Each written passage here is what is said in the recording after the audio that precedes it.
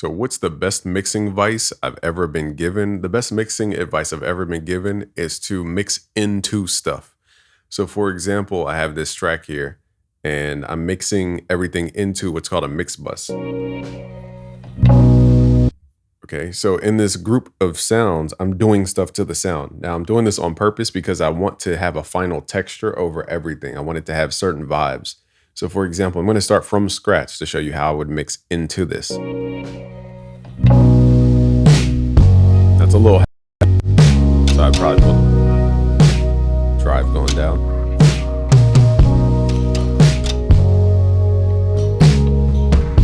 Okay, so I have to ask, what emotion am I trying to grab from this track? Okay, what frequency should I tap into? I have a new course called Music Theory Magic, but it also shows you the frequencies that you can tap into to create a feeling. So let's start from scratch and clear out this channel here. Okay, so now everything's gonna scream, so I'm gonna turn it down.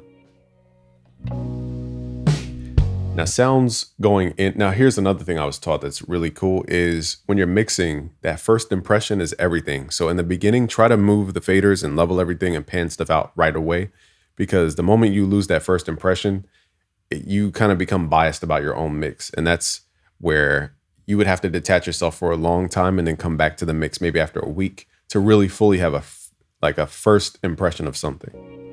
So that first impression energy is really important. The way you can keep that is simply make quick decisions first. That's why I say start with the mix bus or the stereo group first, and then you can start tweaking all the little small sounds, because this forces you to stay into that first vibe. Okay, so let's say you wanted to add like a creepy old vibe. Let's add Shape Towel Model. It's a free plugin, and we're going to turn off the tape mode for now. Go to Wow Factor, turn this up, add some variance. Let's make this like a lo-fi vibe. And then let's say I want it to have some type of left and right stereo width. Okay, so let's add the precision delay mod. Now, last time I opened this up, it didn't work. So let's see if it works today. Okay, it works today. So I don't know why it didn't work the other day, but let's create a time delay between our left and our right ear. Now, this is a creative choice. This is not a technical choice. So I like to play with time when I'm getting into old school hip hop, lo-fi. So now we hear a difference between our left and our right.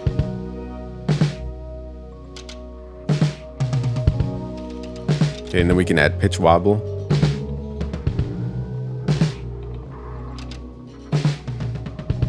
So now we're creating a vibe, okay? Now I already have a delay plugin on some of these sounds, so I'm gonna take them off the sounds I have it on. So now the track has a vibe. So here's before.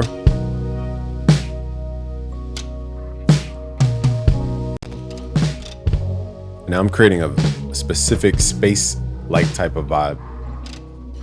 This is why I mix into plugins. Now this is not for every single song. Let's add this plugin called Time Machine. Where is it at? Time Machine by Safari Pedals.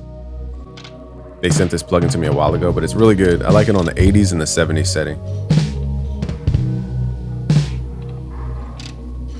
And you can turn up the noise if you want more like filler sound. Now the 50s has a vinyl type crackle sound. So mess with the 70s and the 80s.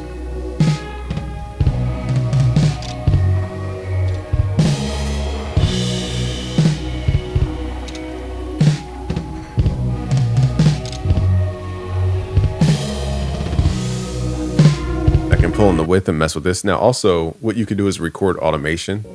So what most people do is leave their mixing stuff as is. They don't move stuff around, which is fine. But if you want to make it more creative and musical, you could try moving knobs over time. Another great piece of advice. Keep in mind it will. So I'm going to record that because that's pretty cool. Let's record notes on automation. Let's tighten up the width.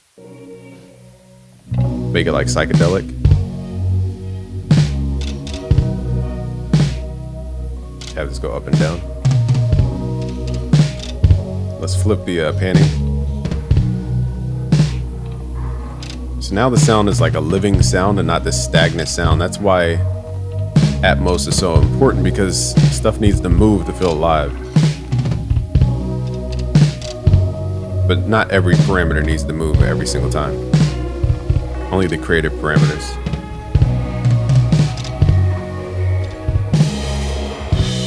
Okay, so I recorded those. Let's record me moving the mod wheel here, the mod depth.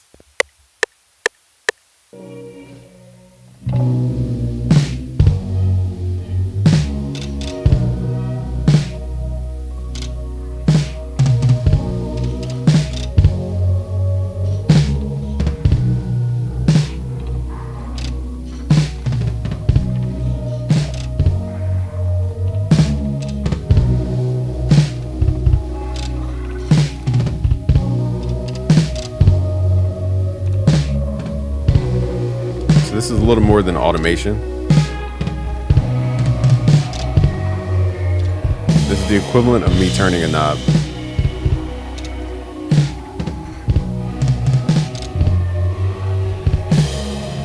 Okay, so let's hear all this together.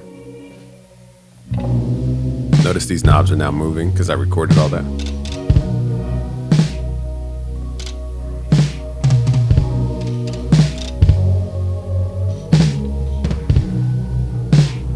Another piece of advice I was given is to not overlook reverb.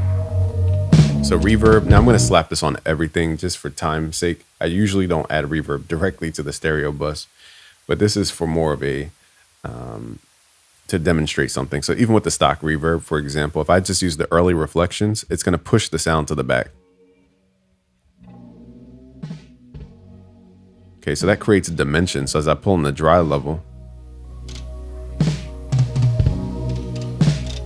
it automatically feels like we're creating distance.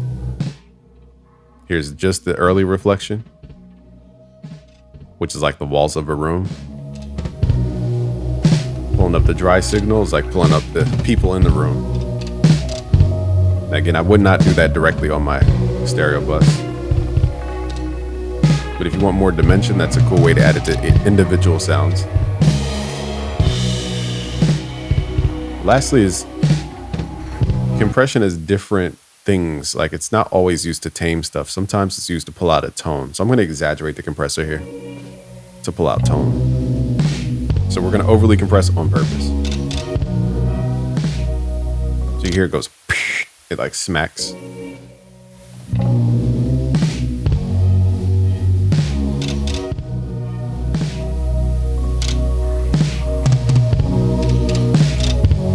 Now that's a purposeful compression.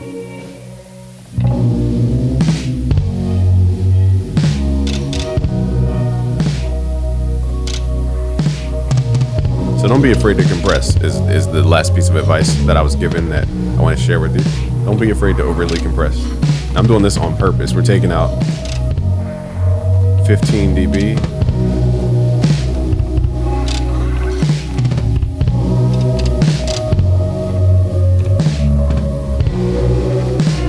But it feels right for this vibe.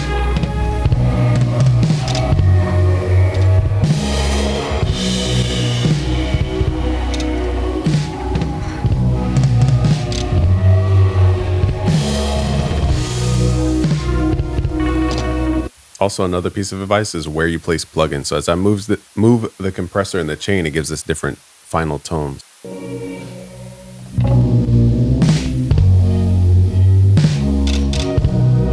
If you put it before the time machine, the noise is less.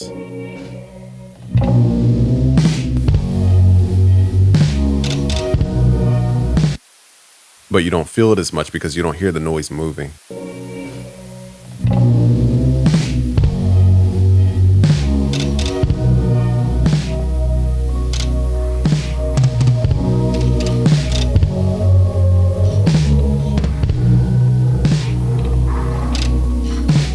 So this would be the equivalent of mixing emotions and not necessarily technical mixing. This is like, how do you add a life to the sound? And what is life? It's animation, moving stuff.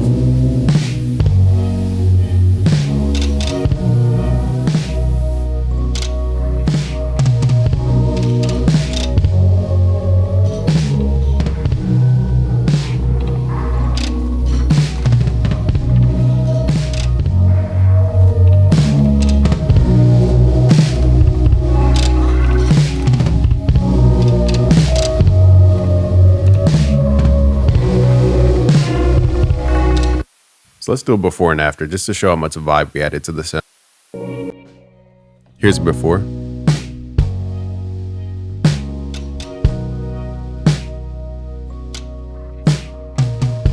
It's a great sound, it's just very straightforward. Here's after.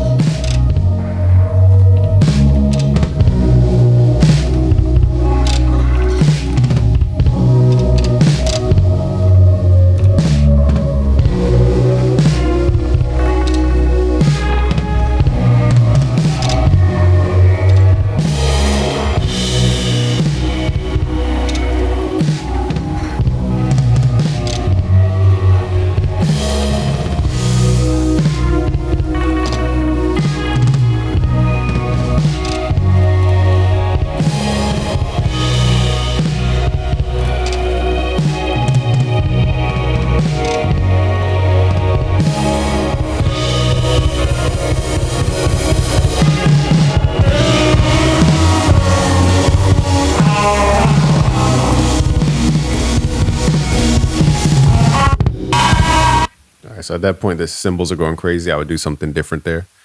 But that's how you add a vibe to your tracks instead of just how to EQ, compress, and add simple effects. That's the technical side of mixing. This is more of the creative side. I did stuff wrong in order for it to feel different. Okay, so just mixing is not always a technical thing. There's technical and creative. I'll keep this video short. Thank you for watching. If you want a free course, just go to premium.busyworksbeats.com and look for the Mixing Fundamentals course. You'll learn so much more about mixing. Peace out, guys.